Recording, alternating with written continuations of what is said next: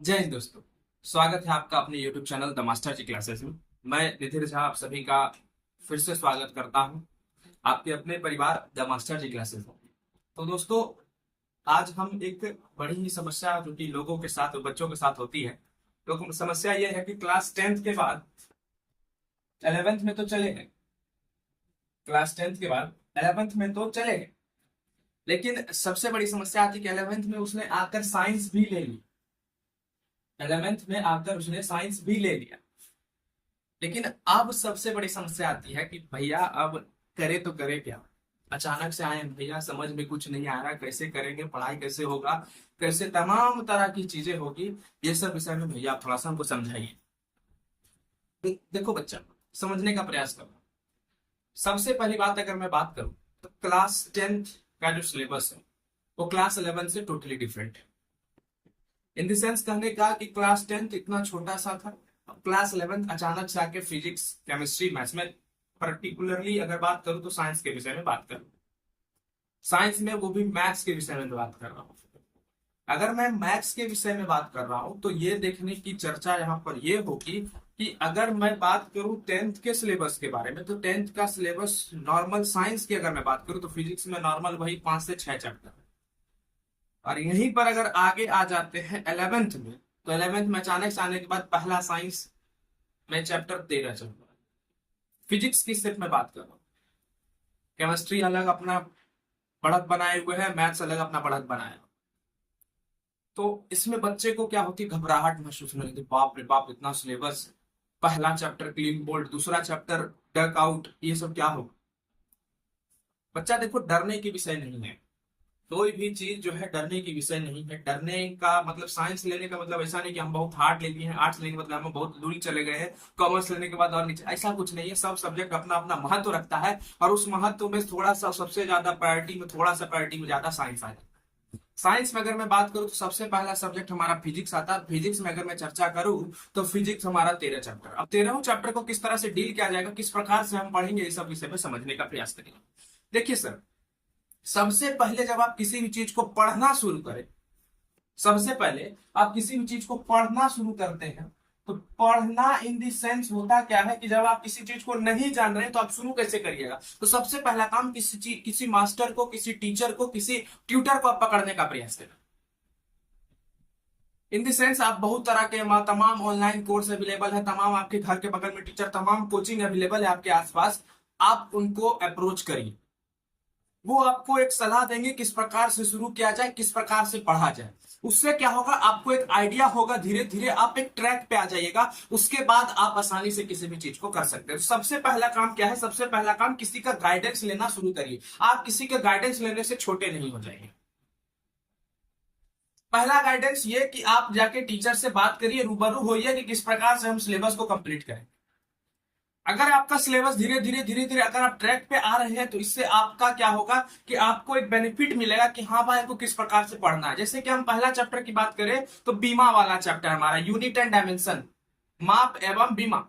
तो उसमें हम लोग लेंथ के बारे में, मास के बारे में, टाइम के बारे में समझते हैं, समय के बारे में, लंबाई के बारे में, वजन के बारे में समझते हैं, उसकी बीमा के बारे में समझते हैं। ये तमाम तरह की चीजें को समझने का प्रयास करें। तो अगर हम इस चीज का जिक्र करें, इस चीज को पढ़ेंगे कैसे, तो इससे क्या होता है कि हम शुरू करते हैं किसी भी चीज को और आगे बढ़ने का प्रयास करते हैं। पहला स्टेप, पहला, बहुत बच्चा क्या करता है, पहला ही चैप्टर को छोड़ देता है, दूसरा चैप्टर के ऊपर जंप कर जाता है। ऐसा कभी भूल नहीं करना है। फिजिक्स का क्लास 11th में आने के बाद या 12th में आने के बाद कोई भी चैप्टर को स्किप नहीं करिएगा, क्योंकि जो चैप्टर पिछला है वो अगले चैप्टर से इंटरलिंक है। मतलब जैसे पहला चैप्टर जो है दूसरे चैप्टर से इंटरलिंक है। अगर आप पहला चैप्टर को नहीं पढ़ते हैं, चैप्टर 2 पे आ जाते हैं, चैप्टर 2 आपको कुछ समझ नहीं आता। तो आप एक एक स्टेप करके आगे बढ़ना सीखिए। पहला काम, आप रीडिंग जो डालिएगा, रीडिंग डालने से आपका कुछ नहीं होने वाला। ये चीज आप मन से निकाल लीजिए कि हम किताब लेके बैठे हुए हैं, किताब लेके बैठ के अगर हम पढ़ रहे हैं तो ऐसा आपके मन में अगर जा रहा है तो ये आपके मन में बिल्कुल गलत बात जा रहा है। सबसे पहला काम है आपको किसी भी चीज का कॉन्सेप्ट को क्लियर करना है। अगर आप विज्ञान लिए हुए हैं, साइंस लिए हैं, तो सबसे पहला काम है कॉन्सेप्ट को क्लियर करना। कॉन्सेप्ट अगर आपका क्लियर हो जाता है तो आप उसका नोट्स बनाइए। आप 10th क्लास में नहीं रहे जो हर एक बात पर आप लिबिर लिबिर करिएगा। अब आप बन चुके हैं गुड्डू भैया, अब आपको चाहिए फुल इज्जत।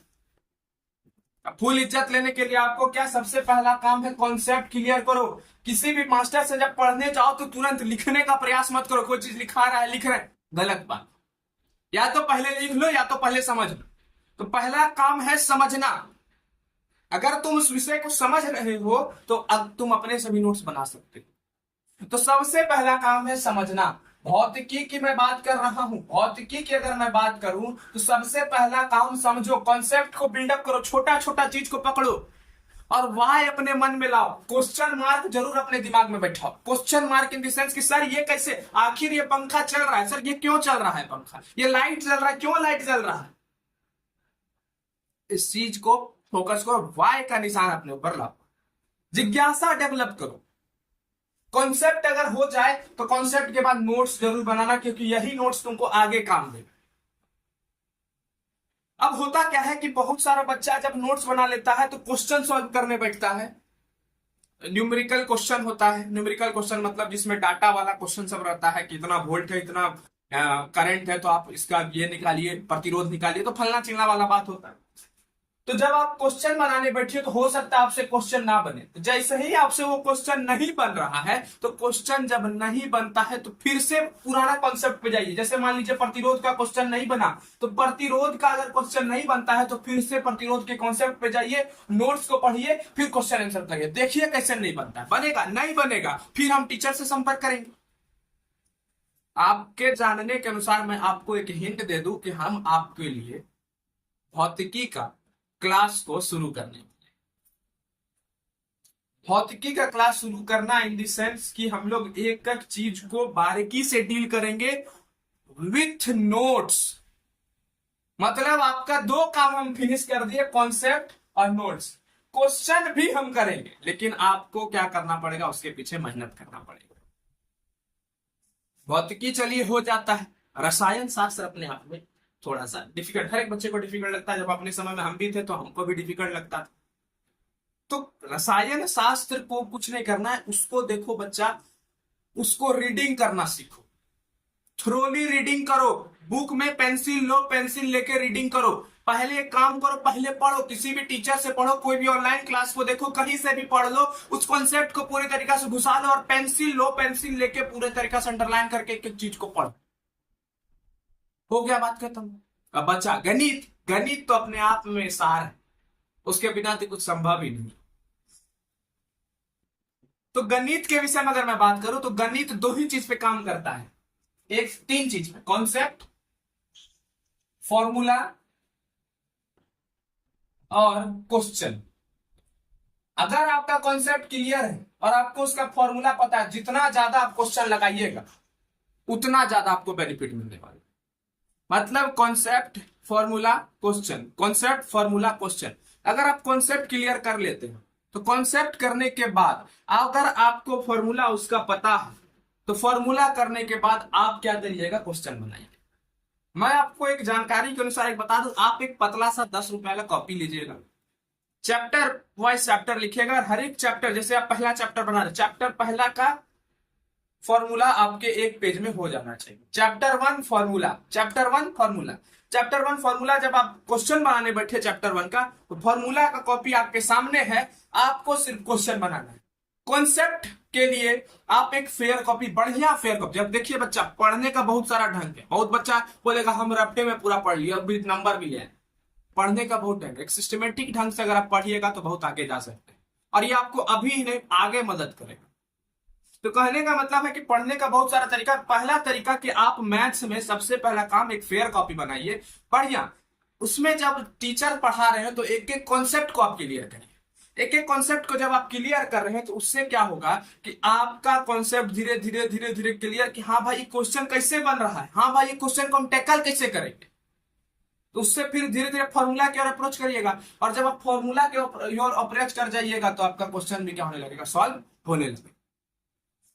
तो ये तमाम तरह की बातें आपको क्लास 11th हो चाहे, देखिए बच्चा एक चीज और बता दे, क्लास 11th को बहुत बच्चा छोड़ देता है। बिहार बोर्ड की अगर मैं बात करूं तो क्लास 11 छूटा ही हुआ रहता है। लेकिन बच्चा यहाँ पर यहीं पर आप पहला सीढ़ी को फेल कर जाते हैं। क्लास 11 आप जिस दिन नहीं पढ़ते हैं वहीं पर आप फेल हो जाते हैं, क्योंकि क्लास 11 आपके लिए काफी इंपॉर्टेंट होता है।